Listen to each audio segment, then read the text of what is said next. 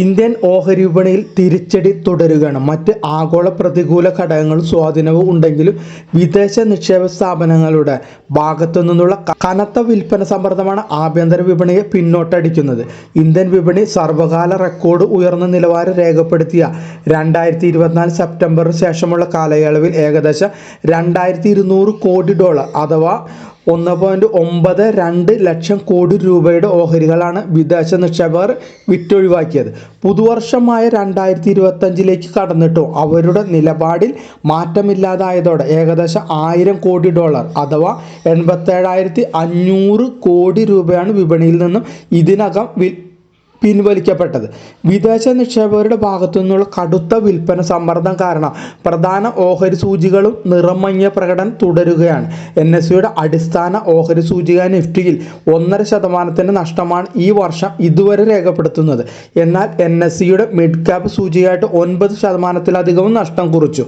ഈ ഒരു പശ്ചാത്തലത്തിൽ വിദേശ നിക്ഷേപ സ്ഥാപനങ്ങളുടെ ഇന്ത്യൻ വിപണിയിൽ നിന്നുള്ള പിന്മാറ്റവുമായി ബന്ധപ്പെട്ട് നമുക്ക് കൂടുതൽ വിശദാംശങ്ങൾ നോക്കിയാൽ, ആഭ്യന്തര വിപണിയിൽ നിന്നുള്ള പിന്മാറ്റം അവർ ആരംഭിച്ചിട്ട് ഏറെ മാസങ്ങൾ പിന്നിട്ടെങ്കിൽ പോലും ഏകദേശം $80,000 കോടി അഥവാ 70 ലക്ഷം കോടി രൂപ മൂല്യം രേഖപ്പെടുത്തുന്ന ഇന്ത്യൻ ഓഹരികൾ വിദേശ നിക്ഷേപ സ്ഥാപനങ്ങളുടെ കൈവശം ഇപ്പോഴും ഉള്ളതായി നമുക്ക് കാണാം.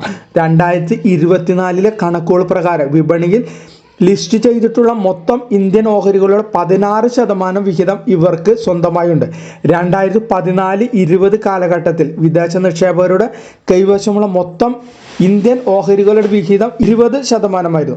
പ്രമുഖ യൂറോപ്യൻ ഇക്വിറ്റി റിസർച്ച് സ്ഥാപനമായ BNP പാരിബാസ് എക്സൽ പുറത്തിറക്കിയ റിസർച്ച് റിപ്പോർട്ടിലാണ് ഇക്കാര്യം വെളിപ്പെടുത്തിയിരിക്കുന്നത്. അതേസമയം വൻകിട ആഭ്യന്തര നിക്ഷേപ സ്ഥാപനങ്ങളിലൊന്നായ DIA അതായത് മ്യൂച്വൽ ഫണ്ടുകളുടെ ശക്തമായ പിന്തുണയാണ് ഇന്ത്യൻ വിപണിയിന്മേൽ വിദേശ നിക്ഷേപകർ ചെലുത്തിയ വിൽപ്പന സമ്മർദ്ദത്തിന്റെ കാഠിന്യം കുറയ്ക്കാൻ സഹായിച്ചത്. വിദേശ നിക്ഷേപകരുടെ വിൽപ്പനയുടെ തോതിന് ഏറെക്കുറെ അനുസൃതമായി മറുവശത്ത് നിന്നുകൊണ്ട് ആഭ്യന്തര നിക്ഷേപ സ്ഥാപനങ്ങൾ ഇന്ത്യൻ ഓഹരികൾ വാങ്ങിക്കൂട്ടുകയായിരുന്നു. നിലവിൽ മ്യൂച്വൽ ഫണ്ടുകളുടെ കൈവശമുള്ള മൊത്തം ഓഹരി വിഹിതം 10 വർഷ കാലയളവിലെ ഉയർന്ന നിലവാരത്തിലാണുള്ളത്. എന്നിരുന്നാലും ആഭ്യന്തര മ്യൂച്വൽ ഫണ്ടുകളുടെ കൈവശമുള്ള ഇന്ത്യൻ ഓഹരികളുടെ മൊത്തം വിഹിതം വിദേശ നിക്ഷേപ സ്ഥാപനങ്ങളുടെ കൈവശമുള്ള വിഹിതത്തേക്കാൾ കുറവാണ്. അതായത് വിപണിയുടെ സ്ഥിരതയ്ക്കായി ആഭ്യന്തര നിക്ഷേപ സ്ഥാപനങ്ങൾ ഗണ്യമായ സംഭാവന നൽകുന്നുണ്ടെങ്കിലും ഇപ്പോഴും മൊത്തം ഓഹരി വിഹിതത്തിൻ്റെ ഗണ്യമായൊരു ഭാഗം വിദേശ നിക്ഷേപകരുടെ പക്കലുള്ളതിനാൽ തുടർന്നും ഇന്ത്യൻ വിപണിയിൽ ശക്തമായ സ്വാധീനം ചെലുത്താൻ സാധിക്കുമെന്ന് അർത്ഥം. ചുരുക്കത്തിൽ വിദേശ നിക്ഷേപകരുടെ ഭാഗത്തു നിന്നുള്ള ഓഹരി വിൽപ്പന ശമനമില്ലാതെ തുടർന്നാൽ അത് ഇന്ത്യൻ വിപണിയുടെ സ്ഥിരതയെയും പ്രതികൂലമായി ബാധിക്കാം എന്നാണ് BNP പാരിബാസിന്റെ റിസർച്ച് റിപ്പോർട്ടിൽ പറയുന്നത്. ആഗോളതലത്തിലുള്ള വികസ്വര വിപണികളിൽ കഴിഞ്ഞ 10 വർഷത്തിനിടെ 7 തവണയും വാർഷികമായി ഏറ്റവും കൂടുതൽ വിദേശ നിക്ഷേപം ഒഴുകിയെത്തത് ഇന്ത്യൻ വിപണിയിലേക്കായിരുന്നു. എന്നിട്ടും സമീപകാലത്ത് നേരിടുന്ന ശക്തമായ വിൽപ്പന സമ്മർദ്ദമാണ് വിദേശ നിക്ഷേപകരിൽ നിന്നും ആഭ്യന്തര വിപണി നേരിടുന്നത്. US പ്രസിഡന്റ് സ്ഥാനത്തേക്കുള്ള ട്രംപിന്റെ തിരിച്ചുവരവും വിനിമയമൂല്യം ശക്തിപ്പെടുന്ന ഡോളറും US സർക്കാർ കടപ്പത്രങ്ങളുടെ ഉയർന്ന ആദായ നിരക്കും ഒക്കെയാണ് ഇന്ത്യൻ ഓഹരികളെ ഒഴിവാക്കാൻ വിദേശ നിക്ഷേപകരെ പ്രേരിപ്പിക്കുന്നത്.